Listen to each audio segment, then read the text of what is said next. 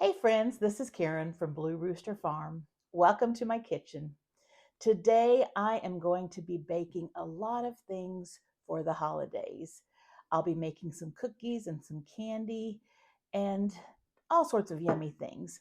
I won't be videotaping everything I'm making, but I guarantee you the things that I do tape will be delicious. So come along with me if you want to see some really good holiday recipes.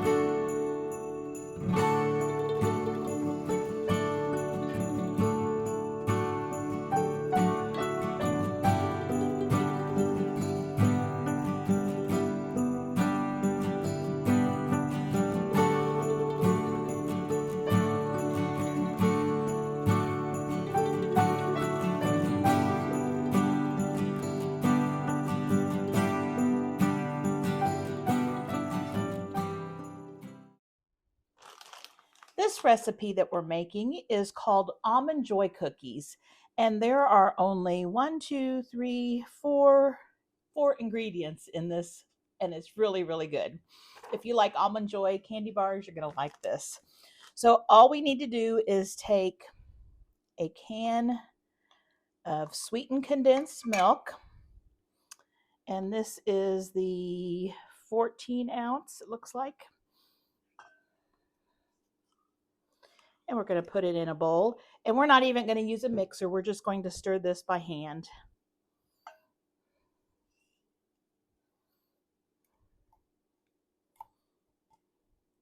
Get all that stuff. Sometimes you get a little coating of it on the bottom. It can be a little bit tricky to get out, but you want all of that in here.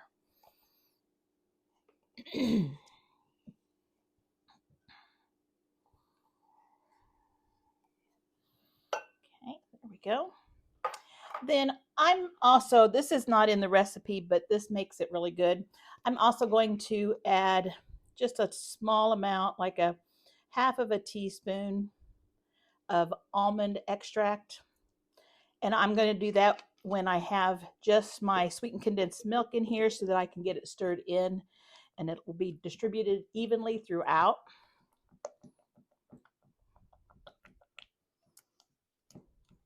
Then we need 2 cups of chocolate chips, and I've just got semi-sweet. You can use whatever kind you want.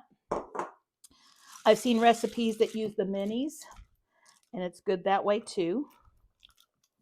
We're going to use, the recipe calls for 2/3 cups of chopped roasted almonds, but I just roasted a cup of them. And you can do that really easily if you don't buy roasted almonds and you have the raw almonds. You can just heat up a skillet on your stovetop, nothing in it, pour your almonds in, move them around the pan until you can start smelling some roasted almond smell. Just keep them moving so they don't burn and they're heated. And then once you have them to the flavor that you like, then just take them out. And then I just chopped mine, and mine are just a little bit warm still, but that's okay. So this is calling for 2/3 cup, but I'm adding a cup.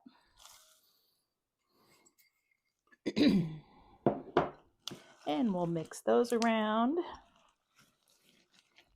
And then the last ingredient is our sweetened coconut. And I tell you, if you didn't have sweetened coconut, it would still be good. But we've got sweetened flaked coconut, and it calls for a 14-ounce bag. And I believe that's what I have, just what you get off your shelves at your grocery store. And we're going to pour half of it in first, and we're going to stir it, and then we'll do the other half. It'll get pretty thick. And I think at this point, I'm going to use my wooden spoon.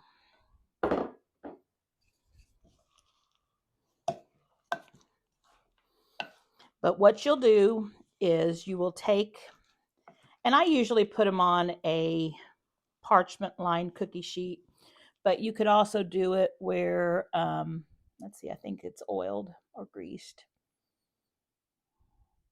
It doesn't say, I always do parchment paper, but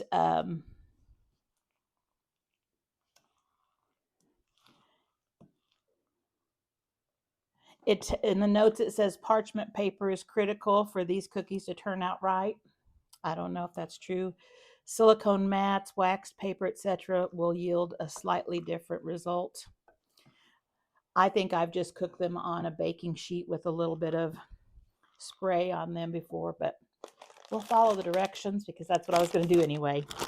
So all you're going to do is you're just going to take out a scoop of them, about a teaspoon or tablespoonful, whatever size you like, and you're going to mound them onto a parchment covered cookie sheet, and then you're going to bake for 12 to 14 minutes or until the tips of the coconut are just starting to turn golden brown, and your oven's going to be preheated to 325.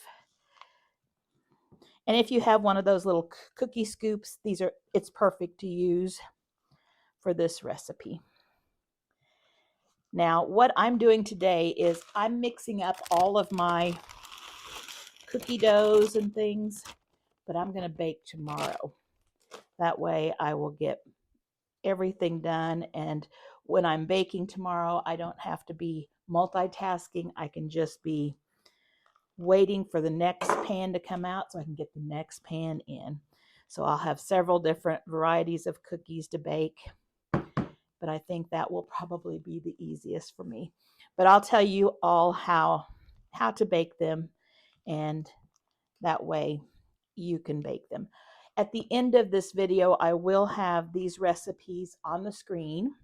In about 2 days, if you go to my Facebook page, Blue Rooster Farm, you can find the recipes there, and you can copy them from that as well.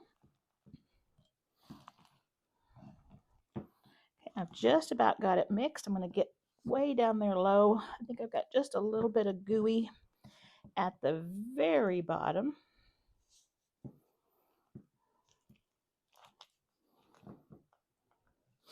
And you know, the one thing nice about this recipe is there's nothing raw in it. And you can taste it. And it's really good. You know, I've always liked German chocolate icing. So if you're a fan of that, I think you'd be a fan of this as well. It tastes just like an Almond Joy candy bar. And I think that a little bit of almond really helps. You could also use a little vanilla if you like. That would be good.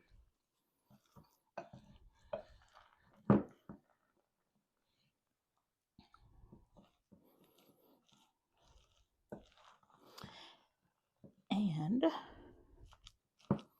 I think we're good. So I'm just going to wrap this and put it just like this in the refrigerator. And tomorrow I'll scoop them out, put them on a cookie sheet, 325-degree oven, bake for 12 to 14 minutes until the coconut just starts getting a little brown on the edges. And then I'll take them. I'll leave them on the parchment paper and slide the parchment paper off, let them cool. And usually what we do with these, because we'll be dipping other cookies and things to make these even more decadent, a lot of times we dip the bottoms of these in chocolate. So we probably will do that again too. So just some ideas. But there you go, Almond Joy cookies. So here we have the cookies all dipped out and laid on the parchment paper, and they are ready to go into the oven. These cooked for about 15 minutes, and I could tell when they were ready to come out, they were nicely golden brown on the tips of the coconut. So after leaving them out overnight to cool, I have mixed up some chocolate to dip them in, and I just take the Meltums discs, the melting chocolate discs, and they're from Joann's, I believe, and then some just semi-sweet chocolate chips, and I melt the two together. That way I have a better tasting, more chocolatey dipping chocolate. So here I am just dipping the bottoms, and I've got some wax paper right there, and I just set it on the wax paper, and they will pull off really easily once they're cooled. And this is all optional. You don't have to dip them, but this does make them really, really good. Now I'm gonna take I've noticed when I was making these, I'm getting a lot of chocolate at the bottom. So I'm just taking a bamboo stick right here and just helping take off some of that on the bottom. I've got several things that I need to dip, and I didn't want to overuse too much chocolate on these cookies. And here they are, all set on a platter.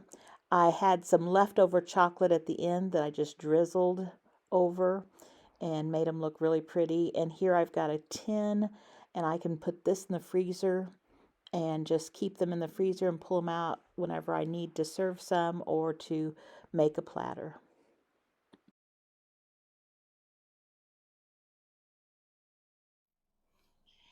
So I just made some brown sugar because we were running low and we need brown sugar for this next recipe. This recipe is a Copycat Crumbl chocolate cake cookie. Now, I'm going to, instead of printing this recipe off and putting it on my Facebook site, I'm just going to give you the link to this recipe. And it looks like it is on Cooking with Carly, and she does a lot of Copycat Crumbl cookies on her site. But I want you to get the recipe from her so that she'll get the traffic from the viewers. But I'm going to change things up just a little bit, and I'll let you know what I'm doing different. But this is a great cookie. In her version, she puts icing on it, and her cookies are the real big ones. We're not going to make them real big, and also we're not going to put a mound of icing on them. We're going to change these up and make them a mint chocolate cookie. And I think that would be really good for a Christmas cookie platter.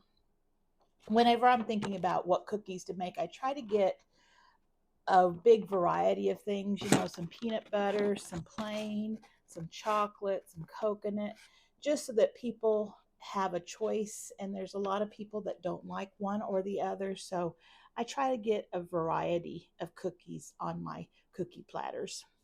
So again, I will just put in my description box below a link to go to this recipe. I have made this recipe a couple of times, and they're just really, really good. And my husband made them the other night too for a special event for work, and everyone liked them really well there as well. So here we go. The first thing, and again, mixer's dirty because I just made brown sugar, but it's okay because we're putting brown sugar in these cookies. The first thing we need to add to this is 1.5 cups of butter, and that is 3 sticks of butter, and you want it room temperature. And I'm using the Amish rolled butter, so I had to weigh it out. It would be 0.75 pounds if you were weighing your butter. All right, the next thing, we need 1.5 cups of brown sugar, and this is our freshly made brown sugar. And if you don't know how to make brown sugar, I have a video on it, and I'll link it in here somewhere. And we're going to use our stand mixer. We're going to cream these together until nice and light and fluffy.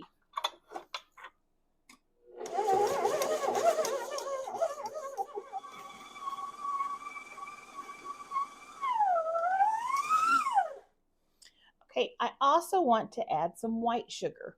Now, since I'm making these into mint chocolate cookies, I am taking the mint sugar that I made earlier in the year. If you saw my video on extracts and things, I took some of our mint leaves, put them in sugar, stirred them daily, and then after the leaves dried, removed some of the big ones, took the rest, and just pulverized it in my blender and made mint sugar. It smells so good.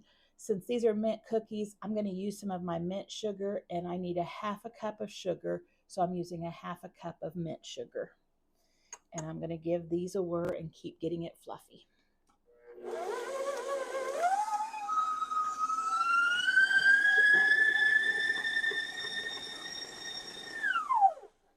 All right, so we have this nice and smooth and fluffy, and it looks like that.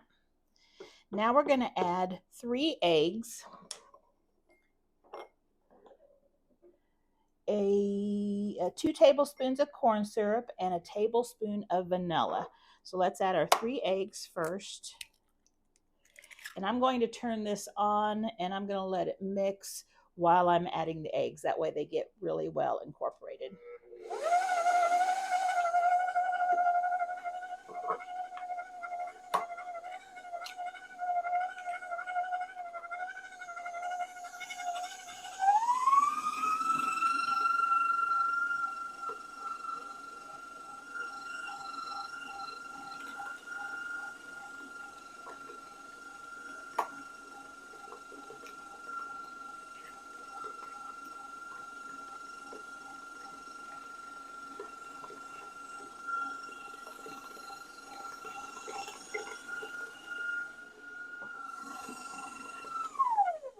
And I'm going to scrape down the sides.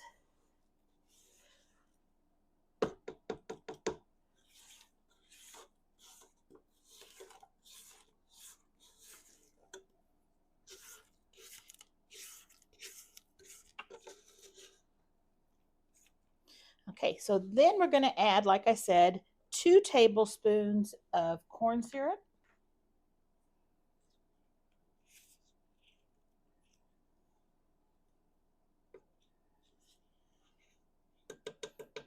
Get it all in there.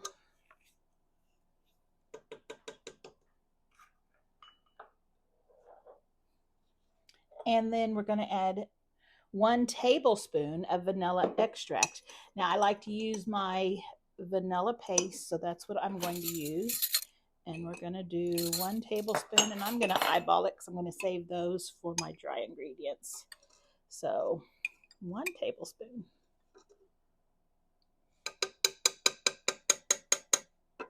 Now we are making mint cookies, but this vanilla gives it a nice layer of flavor. And you certainly could add some mint extract right now, especially if you did not have the mint sugar.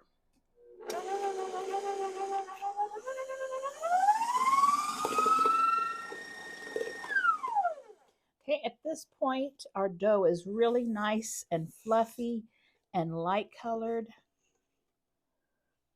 just like that. So you want to get it nice and fluffy. If you don't have a stand mixer and you're using a hand mixer, it'll take just a little bit longer, but it is just well worth it. So let me scrape these sides down.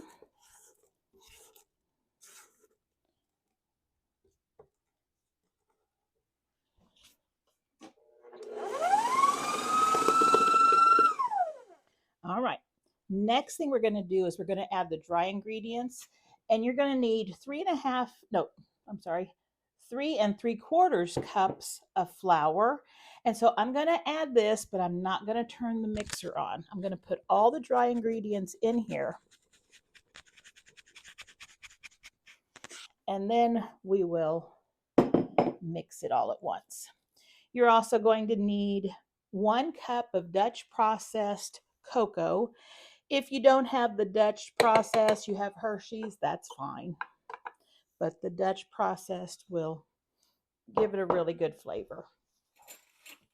You need 1 tablespoon of cornstarch.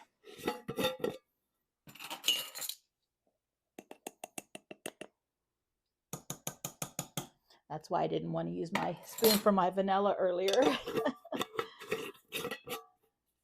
2 teaspoons of baking soda.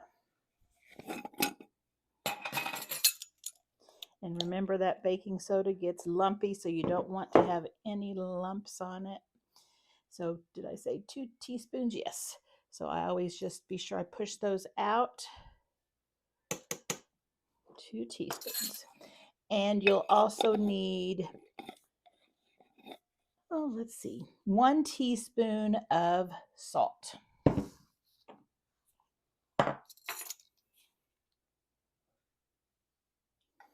And so I've just piled it all up in there. Let me check and see if I've got everything that I need. Yep. And now we're going to turn this on very carefully because we don't want that to go flying everywhere. So let's do it slowly.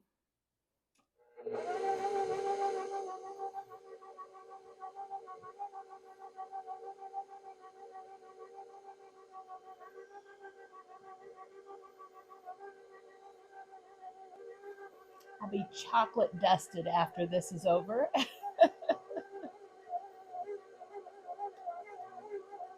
It's going to be a nice thick batter. So now let me turn it up just a little bit.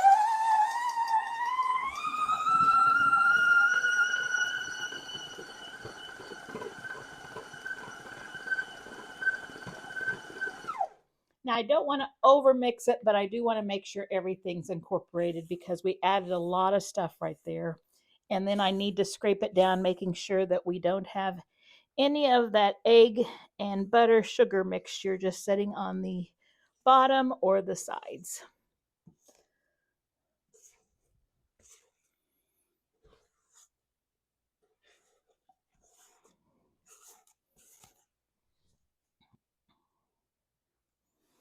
Give it one more mix here.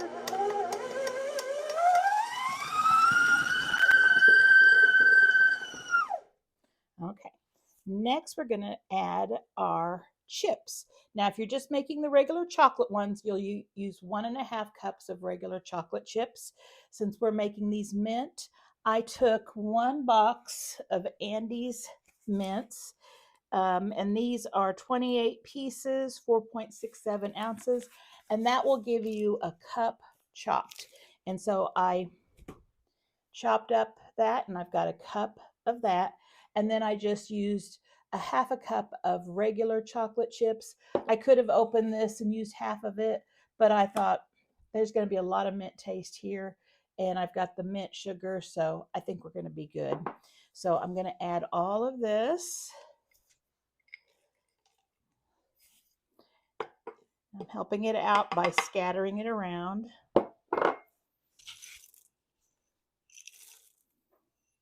And we're going to give it a nice little mix.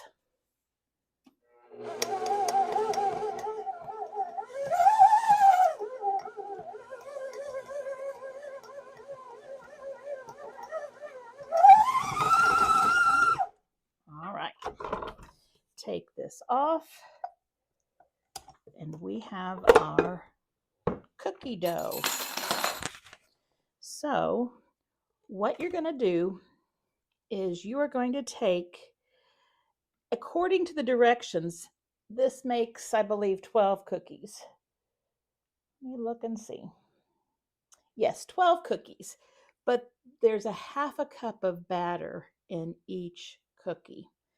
And that's great if you want to make big cookies to share with friends and stuff. That's great. But for a Christmas holiday platter or whenever you're making it for lots of people, I like to make smaller cookies.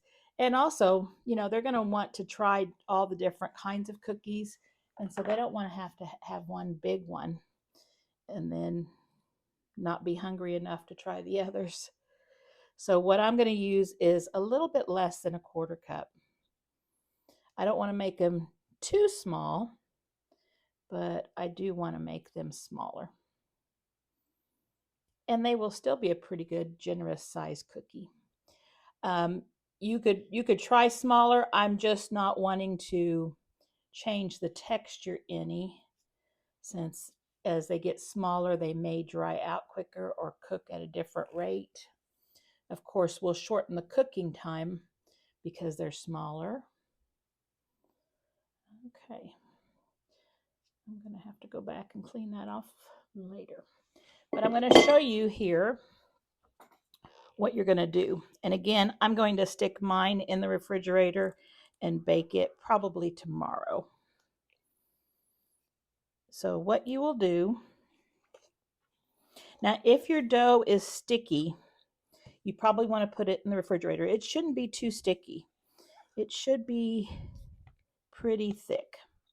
So what you would do is you'd get whatever size cup that you are using. This is a 3rd cup, but I'm just going to use it because I don't know where my 4th cup is. So you'd take whatever size you're using. You will roll it up, and then you're going to make it into a puck. And this is a little stickier than usual. A puck size cookie. And again, I think I might need to add a little bit more flour. I'm going to roll mine in the sugar and mint that I have, my mint sugar, and then place them on my cookie sheet. I'm going to have a parchment piece of paper on there, and then I'm going to cook them. And again, that's a little stickier than usual. Let me see if I've just got a spot that didn't get mixed. And if I refrigerate it, it will help that out a lot. If you think yours might be off, what I suggest is do one in the oven, see what it looks like. If it flattens out too much and gets too flat, add just a little bit of flour to your dough, and then you should be good.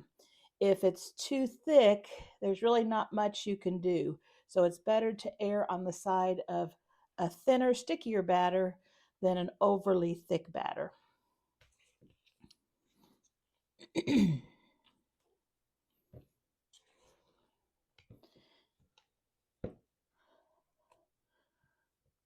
But I think if I refrigerate mine, mine will be perfect. But you're going to make them in little pucks and then roll them in sugar and set them on a parchment paper. And then when you bake them, mine take a little longer because I use an insulated baking sheet. Even though they're smaller, they're going to take about the same amount of time. For the large ones, it's 15 to 17 minutes at 350 degrees. Okay.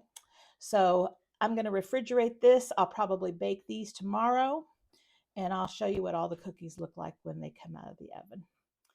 So the next day, I took out the dough and made it into these little pucks.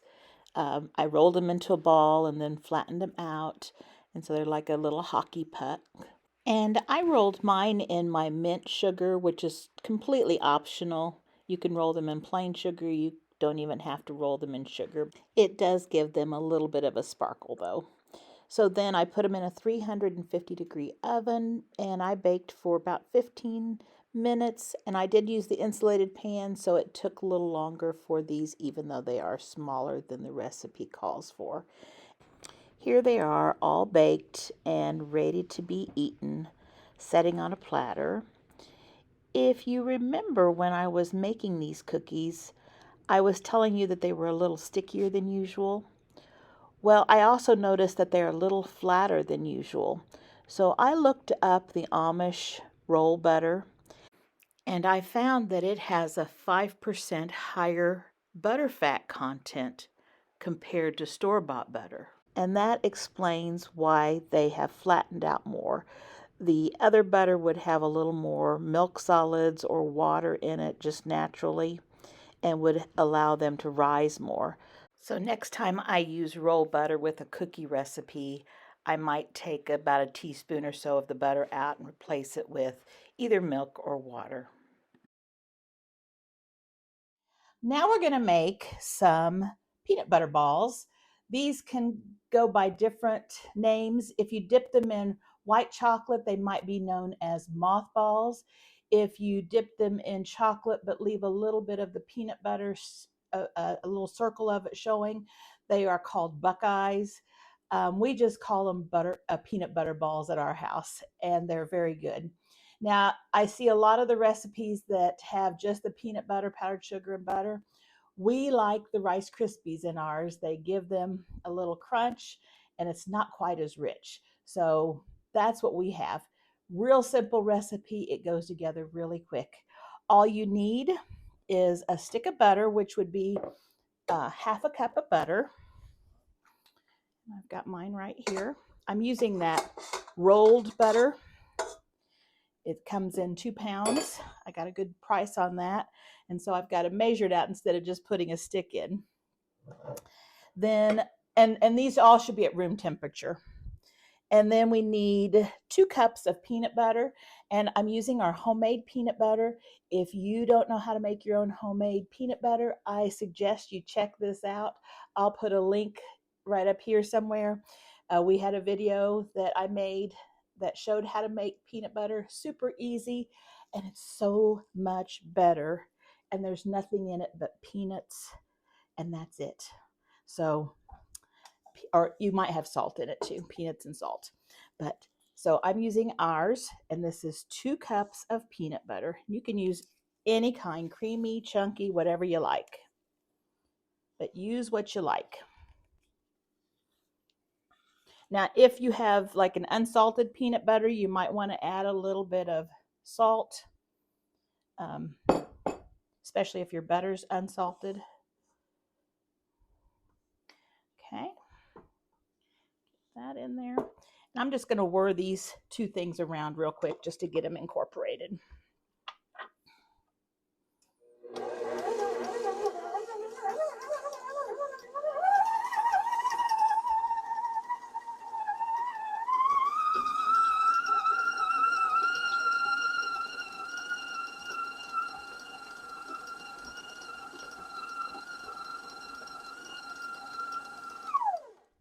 Now, I will tell you that having a stand mixer to make these peanut butter balls is really nice. It will be an arm workout if you don't have a mixer. But they are worth it. They're delicious. Okay.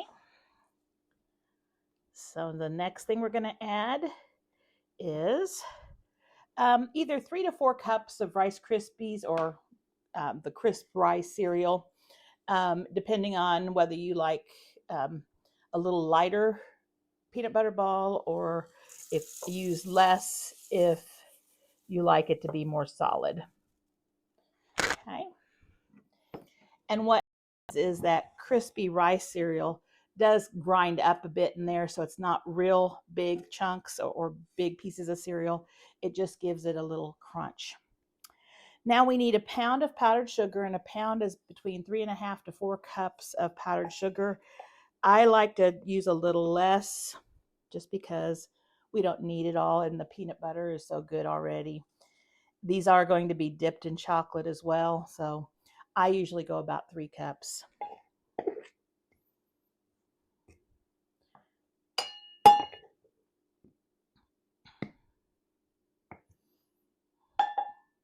Now this is the tricky part, turning the mixer on without a big poof of powdered sugar going everywhere.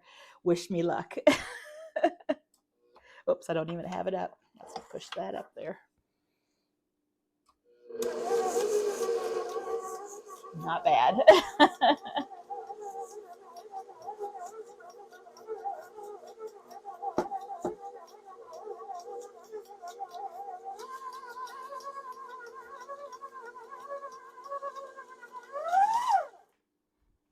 And we're going to scrape down the sides.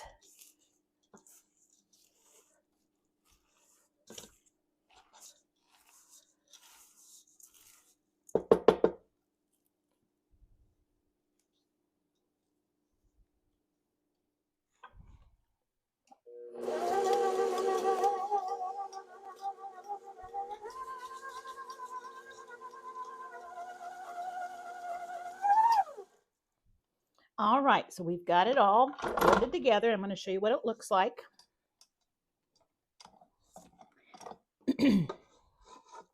Now, if you wanted to, you could have melted your butter, and that would make it come together into um, a smoother, not really batter, but dough, I guess. But what I have right here looks like this. And it looks like, it's not coming together, but it is. You just need to press it together. Having the homemade peanut butter without all the extra oil in it and not having melted my butter, it won't turn into a ball as easily, but it will work into a ball just fine when you mix it with your hands. So what I'm going to do is I am going to make these into balls about the size of probably a small walnut, like an English walnut. And I'll just make them and I'll lay them out on a cookie sheet just like this. And then I will refrigerate or freeze them. Or actually, we have a breezeway between the garage and um, the front door, and it's not heated in there. And so I a lot of times will just set trays of food in there, and it's a great refrigerated area. So that's probably what I'll do. And again, tomorrow I'm going to be baking and dipping. So I'll have all the things that need to be baked and dipped ready to go. So I will probably bring you along for some of the dipping. If not, if I forget, you just melt your chocolate um, candy coating. What is it called? Chocolate bark. And you dip these. Now, if you want to use like dark chocolate or milk chocolate or semi-sweet chocolate, you can. I would suggest you take just a little bit of paraffin wax, and you can get that in the baking section. They used to use it a lot for canning, but just a little bit of paraffin wax. I think about an inch square, not much. And you just melt that in with your chips. That will give it a nice shiny coating. But otherwise, just use the bark and that will firm up just fine. So I'll do the shaping them into balls and all that off screen. But here we have another recipe, our peanut butter balls. See you in a minute.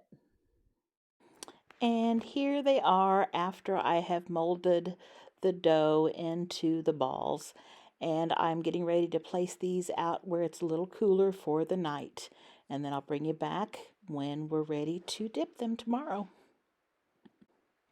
I am using the same chocolate that I had mixed up earlier. I've probably added a little bit to it at this point, but you can see the Almond Joy cookies at the top of the screen, and they're all hardening. Now I'm getting ready to dip our peanut butter balls in.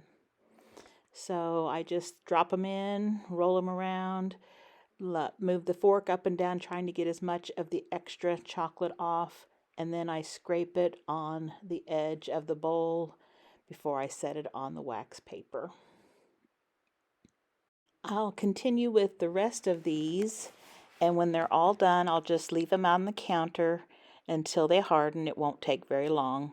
And once they're hardened, what I'm going to do is take some white chocolate or some white almond bark, and I'm going to drizzle it across to make them even prettier. And then after they all harden, I will put them in a tin, probably have some parchment paper in there to kind of separate them a little bit, and I will stick them in the freezer because these do freeze really, really well. And then as we need them, we'll just take them out and they'll be great. And they do last a long time in the freezer too. We have had them well after the Christmas holiday. If I've made extra, we've had them well into January and February, so they will keep very well. And here they are, all finished and laid out on a platter. And like I said, I drizzled them with that white chocolate, and I think that made them really, really pretty. So these are just really yummy. I hope you enjoyed this video, and I hope you get a chance to try these recipes. They're very, very good. And if you like what you see, please consider subscribing. I would really appreciate it. Also, don't forget to like and share. and I hope to see you back here soon.